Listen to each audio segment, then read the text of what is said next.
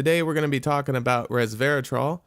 So what is resveratrol? Well, resveratrol is most commonly known for being that special little compound in red wine that causes so much healthy benefits. It's most commonly referred to as an antioxidant. Resveratrol has a number of beneficial effects on our health. It's an antioxidant. It protects the heart and cardiovascular system. It's actually showing promise as an anti-aging compound. It has anti-diabetic effects. It prevents some types of cancer. It protects the skin. It's an anti-inflammatory. It's a neuroprotective, or in other words, it protects the brain. Trans-Resveratrol actually increases testosterone levels and has become a new bodybuilding supplement. It also has antiviral effects. It reduces opioid tolerance. Starting to elaborate on those points, as an antioxidant, your body needs oxygen for your metabolism, but one of the natural byproducts is going to be free radicals. Free radicals can attack your tissue, they can attack your DNA. As we age, more and more DNA damage happens. Your DNA can't replicate itself as well, and there are errors, and these errors manifest themselves as aging, wrinkles. You aren't able to have the same energy, strength. Certain things start shutting down. We call it aging. Heart protection and cardiovascular protection.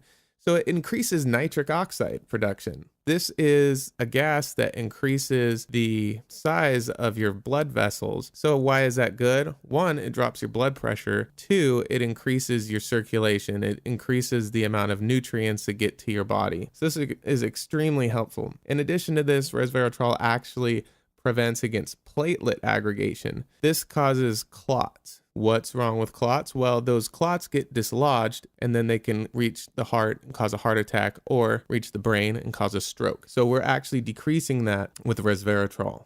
Anti-aging, besides its antioxidant properties that we discussed already, it also activates a group of proteins that have been recently discovered called sirtuins. Sirtuins have been heavily researched by David Sinclair and his pharmaceutical company that are trying to create a product that can actually reverse aging and prevent it. And what these do is they stop genes that turn on as we grow older. These genes flip on and naturally start the aging process. Sirtuins block those genes from ever becoming activated. So it's almost like a chain reaction. The sirtuins prevent activation of the aging genes. Resveratrol activates these sirtuin proteins so they can help the anti-aging. So resveratrol to sirtuins equals anti-aging.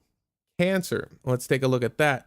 In lab studies involving mice, melanomas were actually prevented by topically placing resveratrol onto their skin. Now, if they took the resveratrol orally by mouth, then it did not prevent the cancer. So it was important that it was topically applied. I'm not sure if stomach acid or certain digestive enzymes broke up its active ability to fight cancer, or if it just needed to be in high concentrations in direct contact with the cancer cells themselves. This actually further demonstrated itself with a study with lung cancer. Resveratrol was injected into the peritoneum or body cavity of mice, and that actually prevented lung cancer. However, as in the other study, if it was taken orally, then it did not prevent the lung cancer. Okay, so it's also anti-diabetic. Resveratrol has actually been shown to decrease your blood sugar levels, especially after a meal. In addition to that, it also decreases symptoms that are very common to diabetics, such as polydipsia, which is the feeling of excessive thirst, always thirsty, or polyphagia, which is excessive hunger, always hungry. It also decreases loss of body weight, and it's body weight caused by muscle wasting. Diabetics typically, because of the way that the disease or condition works, your body starts stripping down your muscle in your legs, your arms, and you actually increase your gut size from fat. So this will actually decrease your body's inclination to do this as a diabetic. So skin, it protects the skin. It protects it against harmful UV radiation. It's actually being started to be used in body products, not only as a skin protectant. I imagine they'll start to be using it as sunscreen, but it's used in a lot of beauty products to enhance the skin's natural radiance, that type of thing. It actually, when combined with metformin, protects against collagen degradation. Collagen is what gives your skin its elasticity. When you pull on your skin and it goes back to where it was, that's because of the collagen in it. And as you age, the ability to produce collagen decreases and results in droopiness and sagging we call wrinkles. Moving on, it's neuroprotective, or it protects the brain. And as we were talking about before, it reduces beta amyloid plaques. These are the little compounds that accumulate within the brain that are known to cause Alzheimer's disease. So taking resveratrol will actually decrease beta amyloid plaque formation and therefore protect against Alzheimer's disease and against memory impairment, those types of neurological conditions. Testosterone. It will increase testosterone. Trans-Resveratrol has been shown to increase testosterone. It is being marketed as a sports supplement now, a bodybuilding supplement to help gain mass, muscle mass.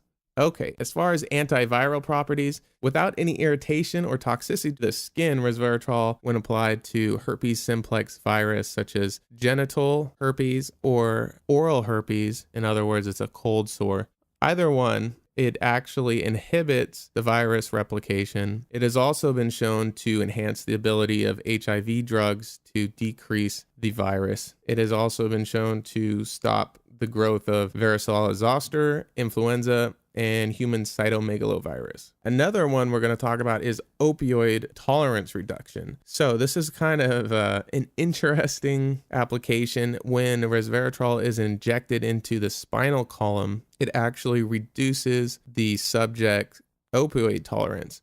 Opioids are heroin, morphine, things that latch onto the opioid receptors in our brains and give us the pleasure through dopamine release. Well, after a prolonged exposure to these drugs, tolerance builds up and withdrawal symptoms are extremely painful and hard to deal with. Injecting the spinal column with resveratrol apparently will decrease this opioid tolerance.